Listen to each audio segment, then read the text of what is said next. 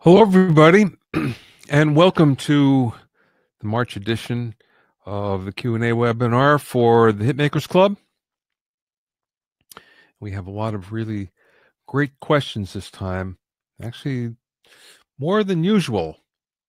But don't forget that I will answer any of your questions. Just put them over on the right on the chat, and actually just to make sure that you're hearing me and seeing everything, just tell me over on the chat as well as who you are, where you're from. Okay, I see Ron is here from Pelham, New Hampshire. Ray from New Zealand. Wow, coming a long way. John is here. Hey, everybody. So, as usual, ask your questions on the right. We're going to get to some questions that were sent in beforehand, and a lot of this comes from either comments that were made or questions that were sent directly to me via email. There's always a number of them that I get that nobody sees that are pretty interesting, and that's why I tried to include them. Aaron's here. Hello, Aaron. John from Peoria. Very cool. So here we go. Here's one from Aaron, actually. I have a few questions regarding reverb and delay. I think I answered your question when I sent you an email back, but I'll go into more detail now because it's easier for me to talk about it than it is to write about it, at least in the limited amount of time that I usually have to write. Okay, number one, should I put reverb and delay on all tracks? If so, is it better to put it on group tracks? No, generally not. Now, that being said, sometimes there is one reverb that you use kind of as a glue that might go on, I don't want to say all the tracks, but the majority of them. Now, I'm saying sometimes, and some mixers like to do that and put just a little bit, and I mean a tiny bit, just so much. It's so tiny that you can barely hear it, and that kind of ties everything together. But there are other mixers that don't like to do that at all. So it's usually no, you don't want to do that. But sometimes you might. But usually it's a long reverb, and it's the type that blends in with the track, that doesn't jump out, because if it's too prominent, it's not going to work. Everything's going to sound washed out, and that's not what you want. Okay, number two, should I only put it on the stereo mix so that the reverb and delay are on the whole song? No. And again, this kind of, it's counterproductive. Even if you were going to put it on each track, they would each get different amounts. Because again, you kind of want it so, and I'm talking about one reverb that works as a glue. There are some cases where you want things pushed back in the track, so they require more reverb, and sometimes you want them closer to you, feeling like they're closer to you, so there's less reverb. And many times there's different types of reverb that you'd be using. You might be using 2 or 3 different types of reverb, or 2 or 3 different reverbs, completely different reverbs on a track, or more. Okay, number 3, should I use reverb and delay on tracks with things like synths? Some digital audio workstation sounds already have reverb and delay on them, so it seemed repetitive to add them to the mix. Well, you're usually better off to, if you can turn it off. In other words, if you're using like a sample or something and you can go in and turn it off, you're better off to do that and put your own reverb on that fits the track better. If you can't do that, you listen carefully, and if it fits in the track, great. And if it doesn't, then put a little bit of reverb on delay that does fit in, and see if that works. But don't be afraid to use some additional reverb if what's on there isn't to your liking. Okay, hope I helped Aaron with that. Okay, from Don Nafe. Please pardon my newbie questions or question about the MMA, Music Modernization Act, and that's the act that just passed a few months ago. Are the royalties being collected for producers and engineers in addition to those collected for artists or part of the artist payout? There seems to be some ambiguity on this. Okay, here's the way this works. Producers can get paid. Now, before the Music Modernization Act, what would happen to pay producers? The artists would collect the money and then would pay a percentage directly. So in other words, the artist would have to collect the money first, and then they'd give the producer some money. Now, that's one thing if you have an artist that you can depend on, or an artist accountant, for instance, or financial manager. That's one thing. That always doesn't work out in a producer's favor or an engineer's favor, even though you may negotiate that deal. So the Music Modernization Act has a provision in it called the AMP Act. And what that will do is that will actually pay the producer directly. And so, in other words, the artist still has to designate it, still has to okay it, because it doesn't automatically happen. So you don't automatically get 5%. Basically, the artist says, yes, this is okay, and then the money gets paid directly to you. So it's a little bit of both, in that once the artist signs off on it, then you're getting paid directly from royalties. As the artist gets paid, so do you. And that's the way that works, Don. Oh, I see a few more have come in. Michael Jones is here. Brian from Wisconsin. Hello, hello. Okay, here's one from David Hill. Can you tell which services provide a one-off all distribution model? I think Spotify Prime does this, but I'm researching what else does it. That is, sign up and get distributed across, say, the top 6 streaming services. Okay, so obviously you can do this from CD Baby and TuneCore and DistroKid and Ditto Music and tons of others. They're called aggregators, and they basically will do all that for you. However, there are some services that are now including this. Spotify is the first one. Spotify did a deal with DistroKid, and now I think they actually bought into DistroKid as well. So now if you upload one of your tracks to Spotify, you can also designate it to go to all of the other streaming networks as well. The same thing with SoundCloud. I forget who they have their deal with, but it's the same thing. You can upload to SoundCloud, and then it's some, you're going to pay extra for this, but it's not that much. And then you'll basically say, yes, distribute it to all the other streaming services as well. There are quite a number. It's not like the top 6. There's 24, I think, that most services like this will actually distribute to. So that's the good part. You can get a little bit of money coming from a lot of different places, and it all adds up. So that's kind of like why we like to do that. But yeah, there are several now, and I suspect we'll see more and more of this in the future. Okay, from Gene Reznick. I just finished my home studio. Some of the guys are telling me the first I should put a directional mic up. An all-directional mic. I guess you mean an omni mic, to determine problem frequencies of the room. Once I find them and remove them, the setup is good for all recording later. Could you tell me if that's the right thing to do, if there's some trustworthy materials I can read about? Okay. This is what's known as room tuning. And usually it's done with traditionally it was done with a 1/3 octave graphic equalizer in the monitor chain. In other words, it's right before the speakers.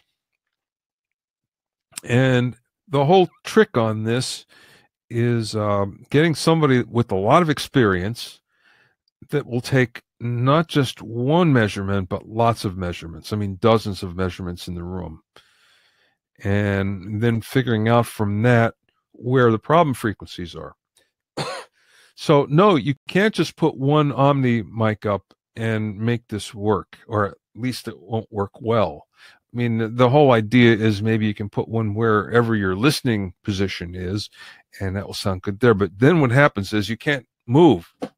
You move like this, and it all goes away. So that That's why that doesn't work. Now, there are packages, software packages, that you can now buy. Several of them. There's, gee, I think I have one on my shelf, or a couple on my shelf here, which I'm not seeing. One from IK Multimedia. Sonovox, I think, is another one. And you bet this all happens in software in your computer. But again, you have to take the measurements, and the more measurements you take, the better. Personally, I've never found them to be helpful to me. Now, I know a lot of people that swear by these various programs and think it's just the best thing and really helps them. It hasn't for me. And I don't know why. Maybe it's my room. Who knows? Speakers, combination, I don't know. But I like it better without any of that room correction that's happening. So here's what I've always believed. If there's problems in your room, it's okay. You can learn how to deal with them. But it takes some experience, and what that means is you have to keep on playing lots of tracks, and not your tracks that you think sound really great. And you get the highest quality ones that you can, and you play them back. And I mean, these are tracks that you know sound terrific by major artists that you really love. And you put them on and you hear what it sounds like in your room. And then you try to make your mixes sound like that.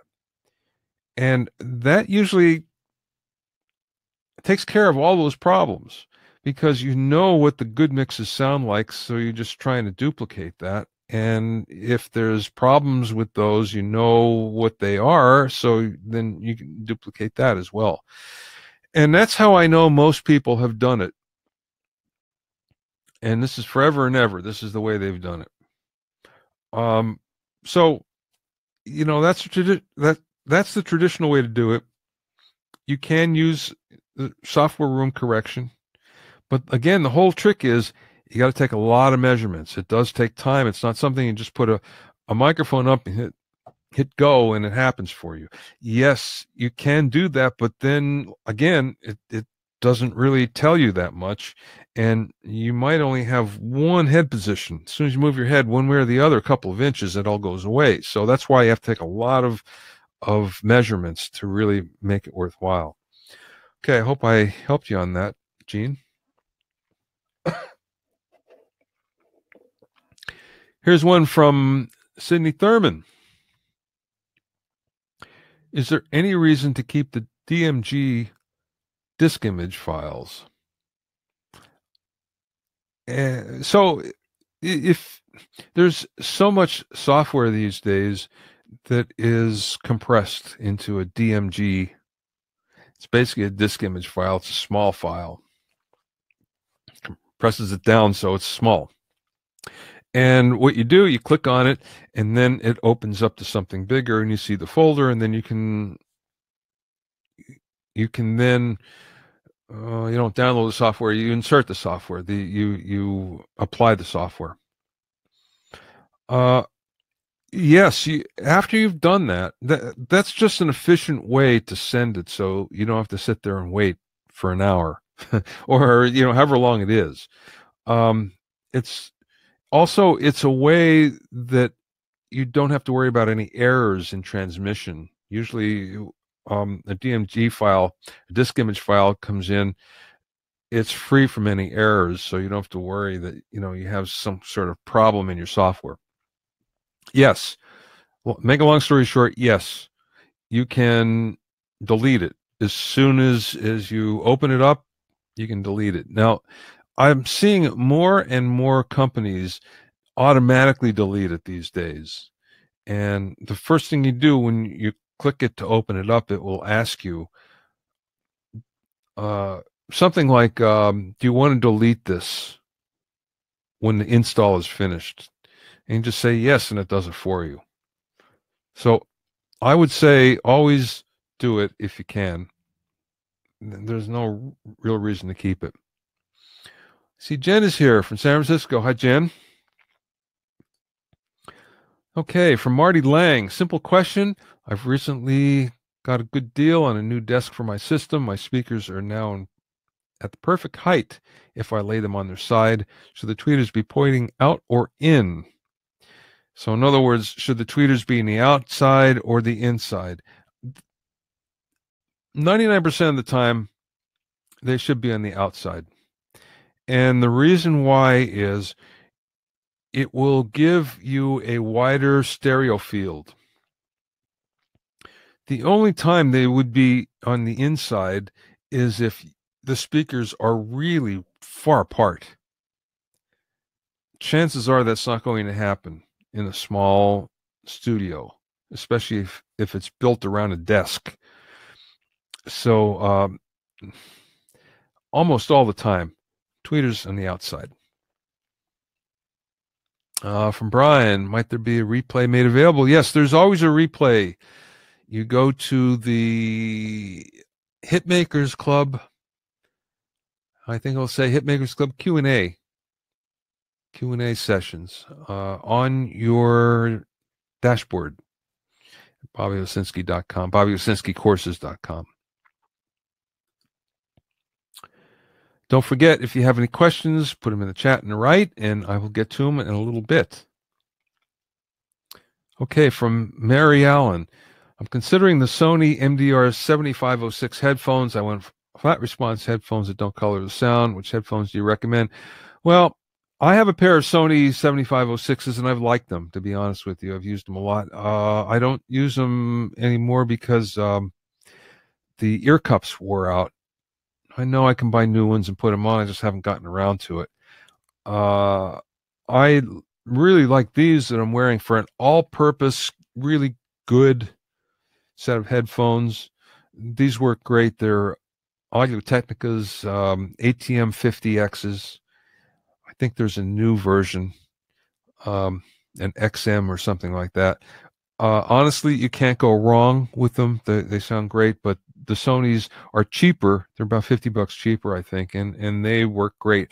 You know, it's funny because those, I think, are one of the biggest selling headphones in the world, and as professional headphones. And the reason why is they're kind of a standard in broadcast.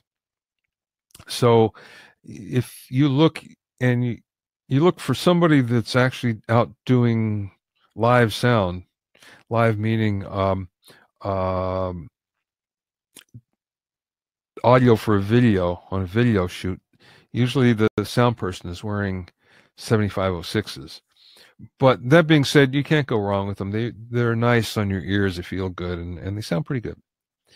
Ron asks, well, I'll get to that in a little bit. Good one, Ron. Okay, from Neil. Hi, Bobby. Loving the course. I've read in other manuals that it helps the mix to work on EQ separation in mono first. So you don't lean on panning to do the job, then add the panning afterwards. Is this something you advise against? No, it's a good way to do it. I'll give you a little anecdote. When I was co-writing the Ken Scott book, of course, the great engineer Ken Scott was one of the 5 Beatle engineers and did Bowie and Supertramp and tons of others. He would often not remember what happened way back in the Beatles days. And of course, it's a long time ago, so 50 years. So he would refer me to other people. And what would keep on coming up with everybody who was there was we would spend all of our time working on the mono mix and hardly any time working on stereo. The reason why is if you get it to sound good in mono, it'll sound dynamite in stereo. So it's still the same. If you start your mix in mono and you make it sound really good, then it's going to sound wonderful when you actually do get to panning everything and put it in stereo. So I would agree with that. It's a good place to start. Not enough people listen in mono. And I have to admit, I'm the same way. I don't listen enough. I do listen, and I make sure I always listen in mono at some point.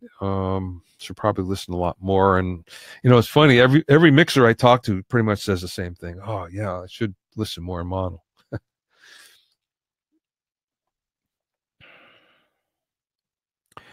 Andrew asks, how do those big major labels have their music sound so loud? Is it the gear they use, or is it because the mix is already loud to start with? My mix loudness ranges between -9 and -12, and I can't make it louder. I've tried to make it louder, but the clipping will start to appear. Is there a secret? Yeah, there is. Okay, let's get to the first question.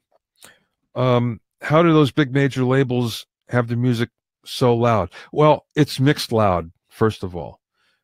And the reason why it's mixed loud, this has all changed in the last 5 to 7, 8 years. Mixers will mix it as loud as it can. And it used to be they didn't. They'd mix it the way they heard it, then they would send it to mastering, and mastering would goose it up and make it really loud. Now they mix it as loud as they can because they have clients and A&R people that are saying, why isn't this as loud as whoever the competition is that particular week? So as a result, what ends up happening is they mix it loud. And then they send it to mastering, and mastering makes it louder. So that's how that all happens. Now, if you can't get your mixes to sound loud, there's a foolproof way. It's always worked. This is the way they've done it, from the beginning in mastering. On your mix bus, you put a compressor, then you follow it with the limiter, and it has to be a new look-ahead digital limiter with a ceiling control. That's the whole secret. You can't use an 1176 limiter. That doesn't work. A mastering limiter. Let's put it like that. Just find a mastering limiter, and usually that will allow you to set the ceiling where it's never going to overload. So that ceiling is usually minus 0.1 dB. Might even be less, but you can be safe, minus 0.1, minus 0.2, somewhere in there. And that way you can make it as loud as you want. It's never, and that's the peaks you're probably having a problem with right now. You're mixing between -9, -12, and you're still getting peaks that are overloading. That's because you don't have a limiter on. Put a limiter on, mastering limiter, and you're never going to have a problem. You can get it as loud as you want. Now, there's such a thing as too loud. If it's too loud, it will cause listener fatigue, and people just won't like the sound of it. So, you have to kind of gauge that. It doesn't always work. I go in, I have friends that are top mastering engineers. There's 2 of them right at the street from where I live, and I go listen to what they're doing, and a lot of times they'll do one of these things. I couldn't do anything with it. Listen to this, and it looks like a 2x4. There's no dynamics at all, and they just kind of look and say, I don't know what to do with it. So these are top people. So anyway, that's one of the things to think about. Okay, from Aaron Johns, another one from Aaron. I run into the snare, hats, and sometimes cymbals fighting for space. I'm guessing the best way to combat that is manipulation via EQ. I'm also wondering if sidechaining would work well. Yeah, sidechaining works, but I'll tell you what, that gets really complex. You do that stuff when nothing else works, usually. But the easiest way to do this is use a high-pass filter. And on things like cymbals, you can high pass them pretty high, and it won't matter. I mean, they'll still sound like cymbals, and you'll get rid of a lot of that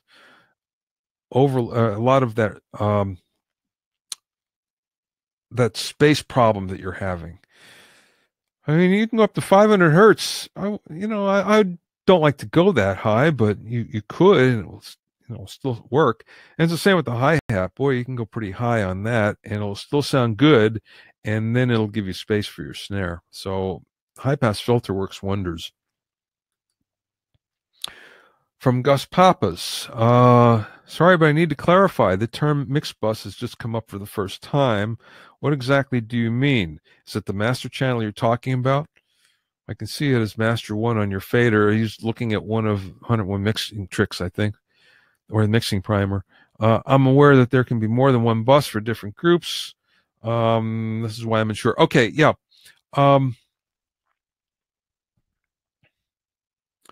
If we go back to the analog days, your master fader, sometimes it was called master, sometimes it was called mix, sometimes it was called the 2-bus, the number 2 bus, meaning stereo bus. Sometimes it was called stereo bus.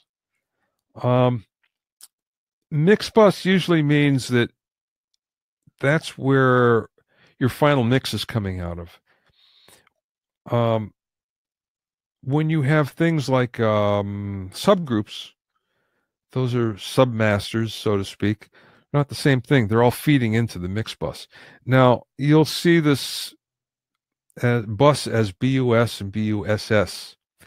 I believe it should be BUSS, and the reason why is when I was in college, I was studying electronic engineering, and there are things called bus bars, and a bus bar was how you'd ground things, and it was a BUSS. It was distinctly different from BUS, which is a big yellow thing that's goes on the highway. No, so that's why I always believe it should be BUSS. That's the way I was taught, and I kind of believe there should be a difference. But a mixed bus is your master bus. It's a long way of saying that. Okay, from Casey. I love all your books. I was recently reading over the monitor placement section, Mixing Engineer's Handbook, with the equilateral triangle and listening environment. However, when I see any of my favorite mix engineers, I almost never see them sitting in perfect stereo, and most of the time their monitors are sitting on the console bridge with the tweeters at least a foot above their head. My question is it just because they're used to their speakers and know what they sound like? So they don't need to be conscious of location, or is there a reason for this positioning? How do you know that that's what they're using? That's what speakers are using. Well, first of all, you have to understand that when you see pictures, the picture may be staged. So those monitors are put up for a reason. Maybe because maybe because you want to read the logo better. So they put them up, and then it looks like it's shooting over your head. So it could be because of that. It could be because they just don't use it. They're using other monitors you can't see in picture. And sometimes it may be that the monitors are cantered down, so it's more at the mixer's ears. But for the picture, they keep it up. It just, reads better, looks better. So I hope that answers that. Okay. Ron says he lost us. Let me just... Oh, okay. Don't forget, coming up, the song critique webinar.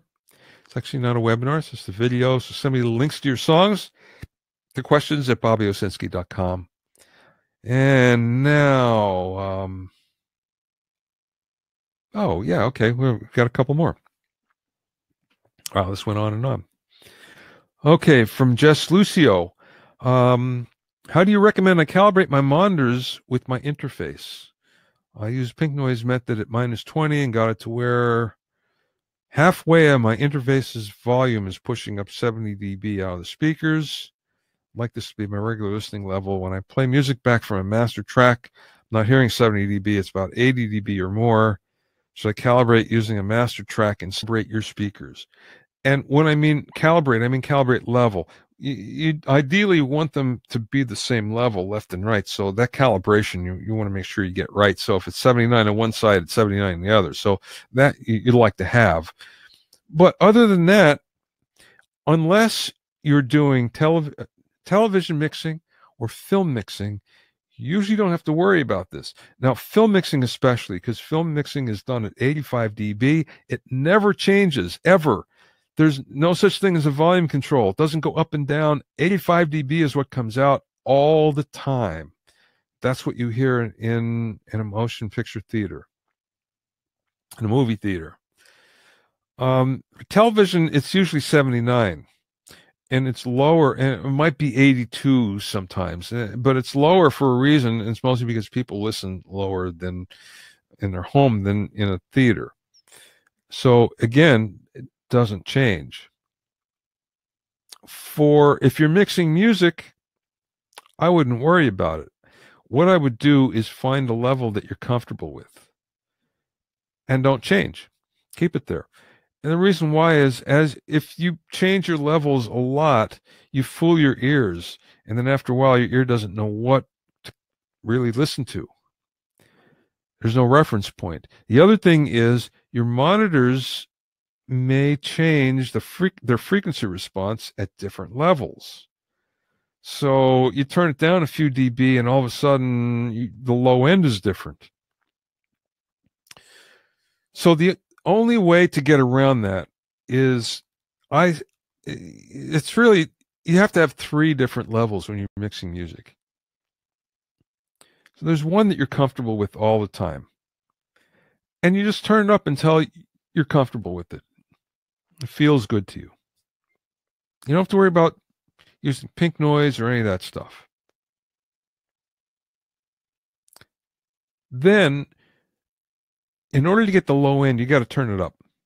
You need some level. You need to push some air. It doesn't have to be for long. A couple minutes is fine, but you have to have another level that's kind of loud enough that, again, you're moving some air, and you can hear what's happening in the low end. And then you finish it off by going as quiet as you can.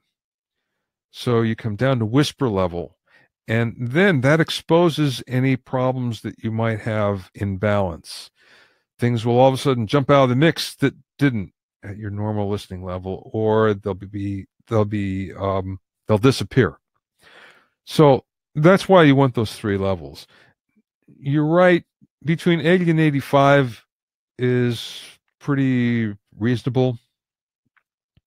85 already is kind of loud, so closer to 80 is usually more comfortable.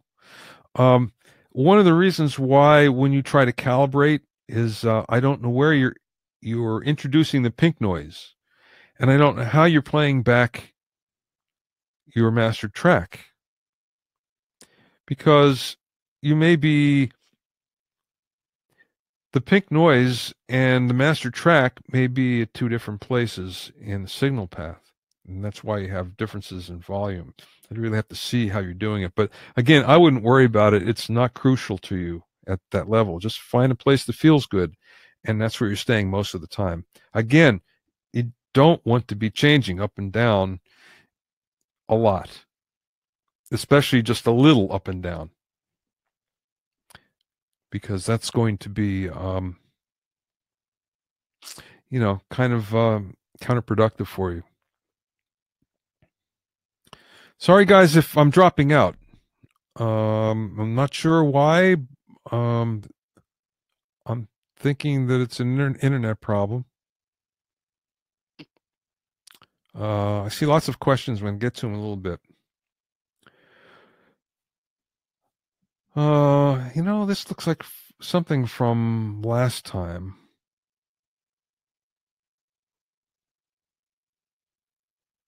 This looks like something from the last time. I'll answer it anyway. From Colin Burns, Gary Gray says acoustic treatment is all you need is 50 to 70% the room, non-reflective, not worry about measurements and the mirror trick, etc. I know I've written a book. Okay. Gary's mostly right, but here's the thing. If you're going to have your room non-reflective, 50 to 70%, it doesn't take that much more effort to make it right. And what you're trying to do is provide a reflection-free zone around yourself on both sides and the ceiling. It really doesn't take all that much more work to do it right. So why not do it? And that's the way I look at it.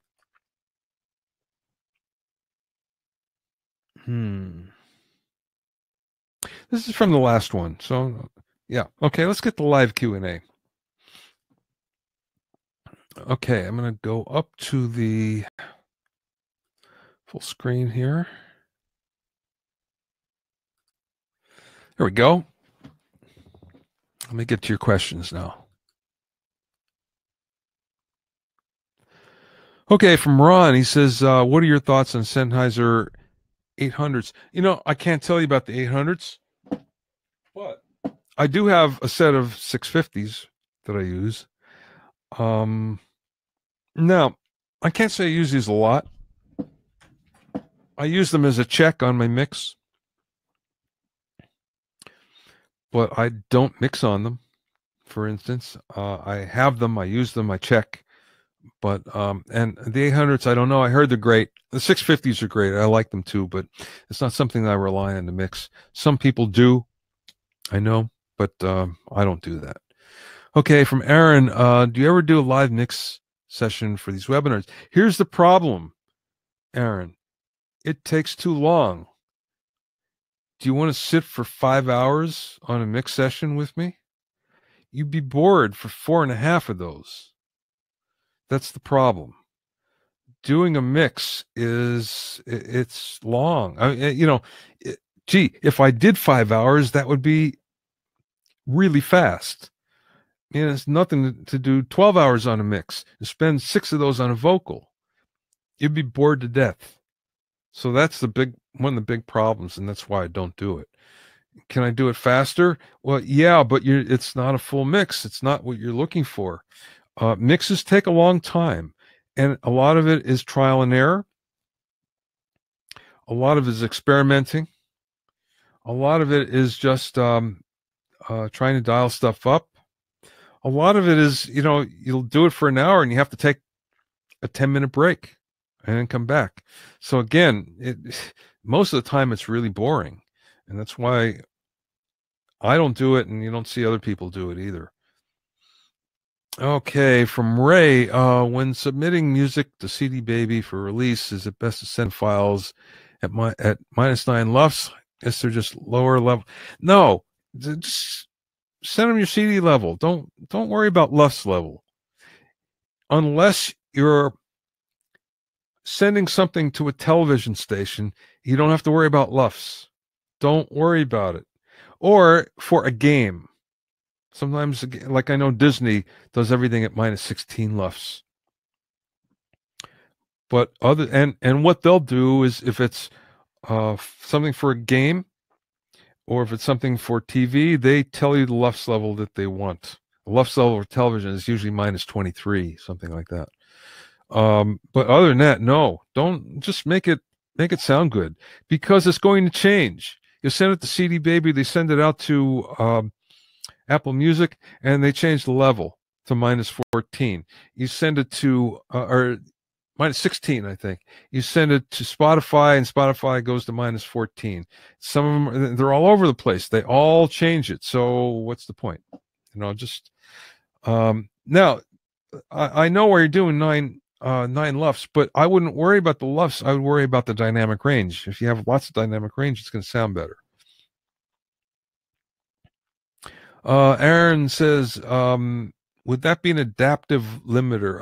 You're talking about the mastering limiter. It could be adaptive, but that's not the deciding factor. You want a mastering limiter that has a ceiling control on it. The ceiling control is important.